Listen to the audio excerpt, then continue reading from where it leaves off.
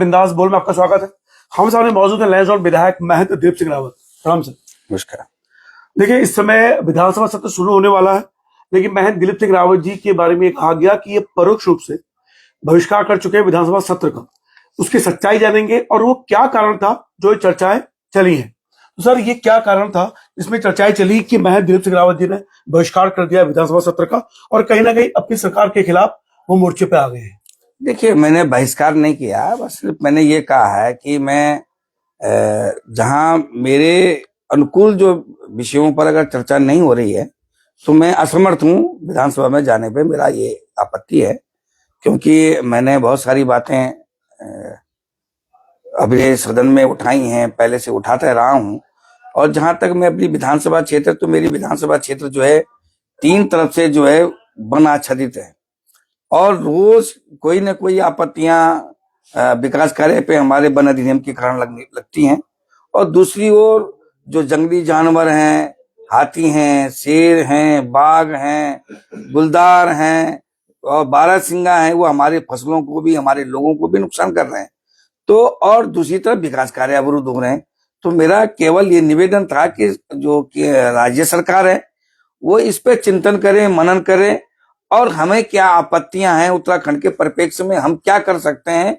और केंद्र सरकार के द्वारा या अन्य जो हमारे अनुसार जो और हमारे संगठन है, जैसे एनजीटी है, बाघ प्राधिकरण है और रिजर्व फॉरेस्ट के नियम है, ये हमारे अनुकूल होने चाहिए ताकि जो है विकास कार्य भी अवरुद्ध न हो। और हमने, हमारे पूर्वजों ने जो वन को जो सुरक्षित करने का जो पहले से एक जिम्मेदारी ली है, जो एक बीड़ा उठाया था, उसके वो जो सफलता से आज हम कम से कम 71% जो है वन आच्छादित क्षेत्र हमारा यहाँ हो पाया।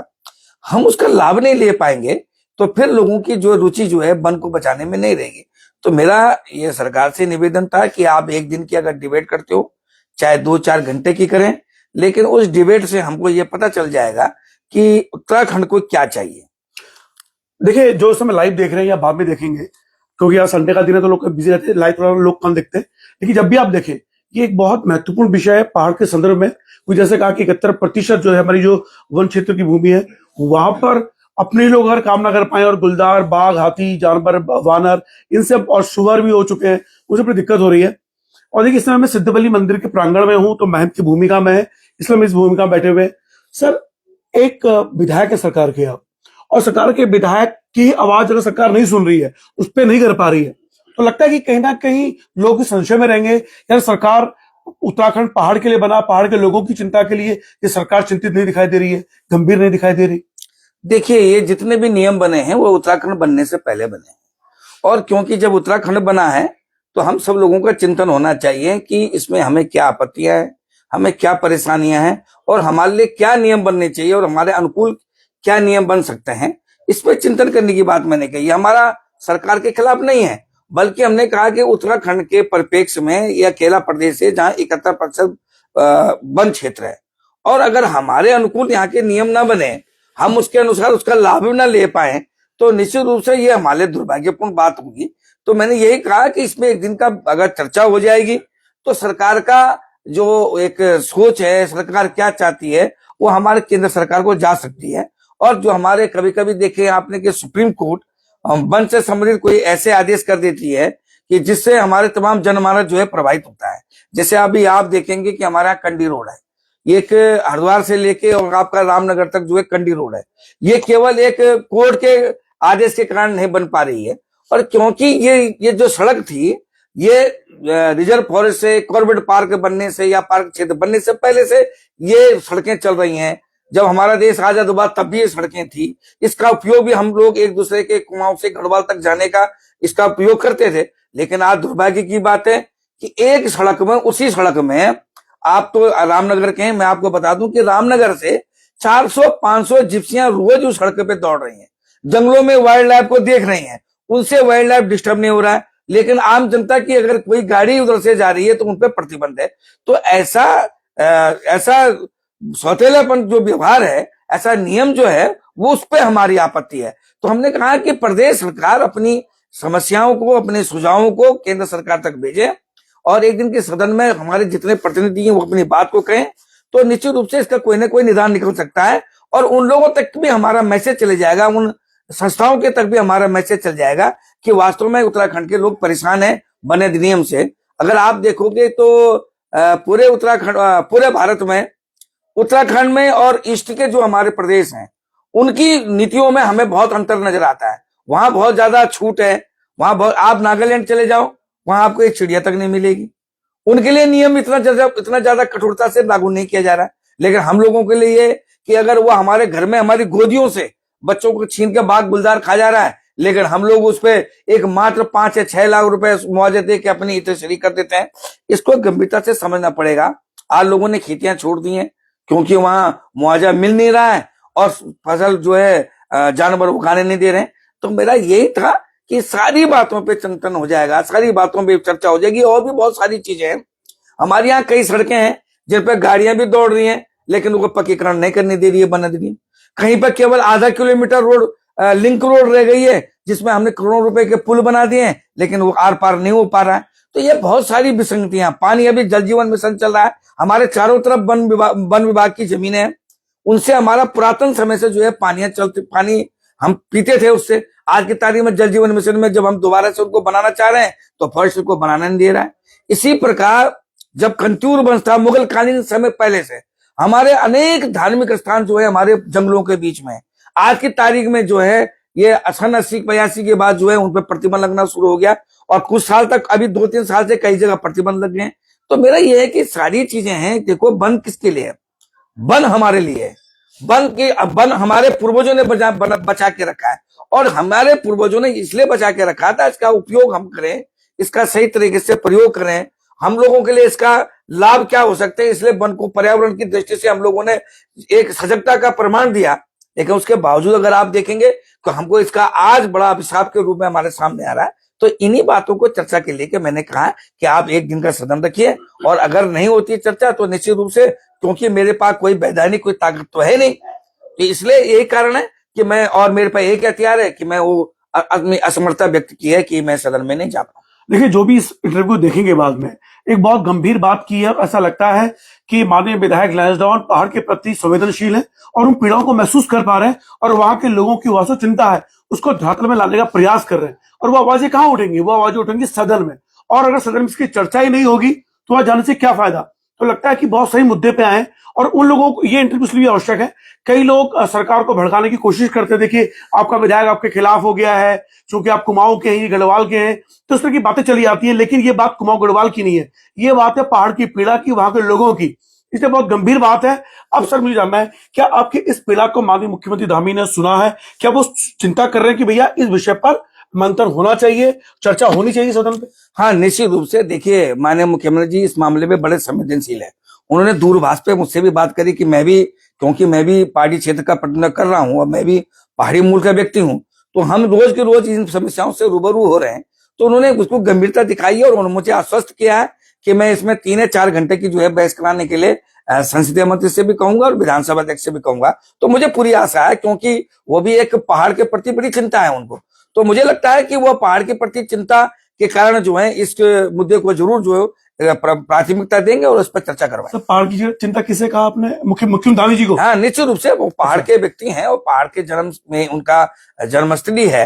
तो मैं समझता हूं कि निश्चित रूप से जैसे उन्होंने गंभीरता दिखाई है, मुझे तुरंत मुझे प्रातः काल मुझे दूरभाष पे बात करी, तो मुझे लगता है कि उनको भी इस मुद्दे को गंभीरता समझ रहे। वो स्वयं कह रहे थे कि वास्तव में ये हमारे पहाड़ में बहुत सारी विकास योजनाएं हैं और हम जल विद्युत परियोजना नहीं बना पा रहे हैं इनके कारण, तो हम इसका जब लाभ ही नहीं ले पा रहे हैं तो आज जनता इसलिए विमुख हो रही है। सर तो, मैं माफी चाहूंगा प्रोग्राम को, आपने कहा कि हमारे जो मुख्यमंत्री धामी जी हैं वो पहाड़ मूल के हैं, पहाड़ी क्षेत्र के विधायक भी हैं, इसलिए चिंता होगी। क्या आपके इस जवाब को हमारे लोग गंभीरता से लेंगे? क्योंकि जब से उत्तराखंड बना है, मात्र पहले मुख्यमंत्री को छोड़ के बाकी सारे जो मुख्यमंत्री हैं पहाड़ के ही हैं, पहाड़ी मूल के ही हैं, पहाड़ में रहने वाले हैं। उन्होंने इन 25 सालों पहाड़ की पीड़ा अभी तक ऐसी करी है कि अभी भी जो 85% जो हमारा भूभाग है पहाड़ी है, वहां की सारी विकास योजनाएं मैदानों की तरफ चली गई हैं और जो पहाड़ के विधायक हैं उनको भी उतनी राशि मिल रही है, पहाड़ के इसलिए खाली हो रहे हैं। तो यानी आपको लगता है कि पहाड़ के जितने भी मूल के मुख्यमंत्री हैं, सिर्फ त्रिवेंद्र रावत जी को छोड़ के किसी ने चिंता की हो पहाड़ के लिए? नहीं, देखिए ऐसा है कि जब आदमी मुख्यमंत्री बन जाता है तो फिर वो पहाड़ों मैदान में जो है बैलेंस करने की बात करता है। तो लेकिन मैं जिस तरह से उनसे बात चर्चा करता हूं, जिस तरह से उन्होंने अभी अपने भू कानून पे भी बात कही है कि उस पर भी हम कोई विचार विमर्श करेंगे, तो मुझे लगता है कि जिस तरह से उन्होंने गंभीरता को समझा और मुझसे बात करी है, तो मुझे लगता है कि वो निश्चित रूप से जो इसमें चर्चा भी कराएंगे और इस गंभीरता को भी समझेंगे। सर, एक आपने जवाब दिया था कि कंडी मार के आपने बात की। सर, मुझे याद है कि चुनाव के बाद जब जीत के आए थे अनिल बलूनी जी सांसद रामनगर में, तो उससे सवाल किया था मैंने, और उन्होंने खुद ही मंच से बोला कि कंडी मार्ग पर मुझे अब काम करना है। लेकिन 8 महीने हो गए, कंडी मार्ग पर कोई चर्चा नहीं। सुप्रीम कोर्ट पे लगातार वहां पे हियरिंग चल रही है, और जो असल में जो लड़ रहे हैं जो लोग वहां पे, उनकी मदद भी आपके सांसद महोदय नहीं कर रहे हैं। तो कंडी मार्ग पे कभी आपने कहा अनिल बलूनी जी को, क्योंकि उन्होंने खुद आगे बढ़ के ये कहा कि मैं कंडी मार्ग को पुनः शुरू करवाऊंगा, लेकिन इस विषय पर 8 महीने से वो मौन है। देखिए, अनिल बलूनी माननीय सांसद जी सक्षम हैं। अगर वो अगर इच्छा शक्ति उनकी ठीक ठाक होगी तो मैं समझता हूं कि वो इसमें जरूर सफलता प्राप्त करेंगे। और अभी क्योंकि अभी तो 6-7 ही महीने हुए हैं, तो निश्चित रूप से उस पर काम कर रहे होंगे। और लेकिन मेरा ये कहना है कि हमारे जितने पहाड़ी मूल के जितने विधायक हैं, उन सबको भी इसमें इलामबद्ध होकर काम करना चाहिए। और मुझे बड़ा कहने में दुख हो रहा है कि मेरे से अलावा कोई अभी तक वन अधिनियम के लिए या पहाड़ की समस्याओं के लिए कोई ऐसा संघर्ष करता दिख नहीं रहा है। तो मुझे लगता है कि और भी विधायकों को हमारे साथ खड़ा होना चाहिए और इस संघर्ष में खड़ा होना चाहिए। तो जब हम इकट्ठा हो जाएंगे तो निश्चित रूप से जो है, चाहे वो सांसद है चाहे मंत्री है, वो हमारे पीछे वो मजबूरन जो है हमारे साथ उनको इस संघर्ष में आना पड़ेगा। देखिए, आपने जिस ईमानदारी से भी ये कहा कि बाकी पहाड़ के लोग नहीं आए हैं, मेरा सवाल ये होने वाला था, उससे पहले आपने जवाब दे दिया। तो जो हमारे पहाड़ के जो बाकी अन्य विधायक हैं जो पहाड़ में ही रह रहे हैं, उनको ये पीड़ा क्यों नहीं है? क्यों वो जागरूक नहीं हो पा रहे हैं? क्या ये सोच रहे चलो हम तो मोदी के नाम पे जीत ही रहे हैं, क्या करना है ये आवाज उठा के? नहीं, मुझे लगता है कि उन लोगों को अभी ज्यादा उनकी हो सकता है कि उनको ज्यादा समस्याओं से रूबरू नहीं होना पड़ रहा होगा, नहीं जूझना पड़ रहा होगा। लेकिन मैं समझता हूं आज नहीं तो कल जरूर किसी सबको जूझना पड़ेगा। तो मैं इसलिए सबको मैं अपील करता हूं, सबको मैं आह्वान करता हूं, हम सब लोगों को पहाड़ी, विशेषकर पहाड़ी मूल के जो पहाड़ों से घिरे हुए लोग हैं, जहां वन आच्छादित क्षेत्र में रहते हैं, उन सबको इकट्ठा होकर पड़ेगा। और नहीं आएंगे तो ये उत्तराखंड का दुर्भाग्य होगा। और देखिए, इस विषय पर मैं आगे बढ़ा के बोलता हूं, चाहे हमारे पहाड़ के विधायक, चाहे वो किसी भी दल से हो, इस समय उनको पहाड़ की चिंता के विषय में बात करनी चाहिए, क्योंकि वास्तव में जानवरों के प्रति जो भी हमारे पहाड़ों में खेतियां नहीं हो पा रही है और पलायन का एक बहाना भी मिल गया है। एक अंतिम सवाल के साथ मैं इस लैब को खत्म करूंगा। सर, अभी रामनगर में बाघ के कारण वहां के जो कॉर्पोरेट पार्क से जुड़े हुए जो गांव के लोग हैं, उन्होंने 2 दिन से लगातार धरना प्रदर्शन किया और टूरिस्ट को रोक दिया, जाम लगाया। तो उनके खिलाफ अब मुकदमा दर्ज हो गया है। कुछ धाराएं तो सामान्य, कुछ गंभीर धाराएं भी हो गई है। तो क्या जो लोग जनहित के मामलों में जानवरों से पीड़ित होकर आवाज उठाते हैं, क्या उनके खिलाफ मुकदमे होना आपको लगता है कि ये सही है, या थोड़ा सा उनको मौका दिया जाना चाहिए, या हमें आम जन को मतलब सड़कों को रोक ना करके हमें आंदोलन का कोई दूसरा तरीका तैयार करना चाहिए? देखिए, मैं समझता हूं कि वन विभाग को भी वो परिस्थितियां भी जाननी चाहिए कि किन परिस्थितियों में लोग विरोध करें, किस कारण से कर रहे हैं। अगर किसी का बच्चा गोद से छीन कर मार दिया जाएगा, किसी का एक बच्चा है और अगर वही बाघ ने खा लिया या एक सहारा है उसको बाघ ने खा लिया, तो निश्चित रूप से लोग आक्रोशित होंगे, परिवार के लोग भी होंगे, क्षेत्रीय जनता भी होंगे और असुरक्षित अपने को महसूस करेंगे। तो इसलिए व्यवहारिक रूप होना चाहिए। और मैं समझता हूं कि मुकदमा दर्ज होने से पहले सारी चीज का परीक्षण होना चाहिए कि किन परिस्थितियों के कारण। कई जगह ये होता है कि वन विभाग जो है इसको गंभीरता से नहीं लेता, मजबूरन लोगों को ऐसे कदम उठाने पड़ते हैं। तो ऐसे अगर अधिकारी इसको गंभीरता से नहीं ले रहे, समय पर जो है इसका उपाय नहीं कर रहे हैं, तो उन अधिकारियों के खिलाफ भी कार्रवाई होनी चाहिए। तो तभी जाके व्यवहारिक बात बन पाएगी। और मैं समझता हूं कि सरकार को, माननीय मुख्यमंत्री से अभी डिबेट होगी तो निश्चित रूप से सारी बातें समझ निकल के आएंगी। सर, बस अंतिम सवाल, कोई किसी में आ गया है, अगर जो भी व्यक्ति अगर कॉर्बेट टाइगर रिजर्व की परिधि में या जंगल की परिधि में जहां लोगों का जाना प्रतिबंधित है, लेकिन कुछ लोगों को छूट मिलती है घास की लकड़ी के लिए, अगर उस क्षेत्र में जाकर, जंगल के अंदर जाकर अगर बाघ उन पे हमला करता है, तो ऐसी स्थिति में अगर धरने प्रदर्शन किए जाए तो क्या ये उचित है? नहीं, देखिए, कॉर्बेट पार्क में हो या चाहे राजाजी पार्क में, 2 प्रकार की कैटेगरी के वन है। उसमें एक बफर जोन है और एक सेंचुरी है। देखो, सेंचुरी में तो प्रतिबंधित है, लेकिन बफर जोन में तो राइट है हमारा नागरिकों का।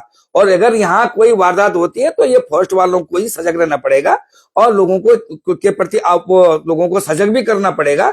और अगर माना कोई दुर्भाग्यवश कोई अगर घटना हो जाती है तो उसका मुआवजा, उचित मुआवजा जनता को मिलना चाहिए। और 6 लाख रुपए जो है बहुत कम मुआवजा है, कम से कम 20-25 लाख रुपए होना चाहिए, क्योंकि किसी का एक माह सारा अगर छिन जाता है तो वो परिवार अंधेरे में चल जाता है। तो मैं समझता हूं कि बफर जोन में ये सुरक्षा के भी काम करने चाहिए और व्यवहारिक रूप से जो है इसका मुआवजा मिलना चाहिए। तो लाइव आप देखते हैं रवि का बिंदास बोल में, तो जनहित के मुद्दों पर खासकर पहाड़ी क्षेत्र में जो जानवरों का आतंक हो गया है उस पर आप डिबेट सुन रहे थे।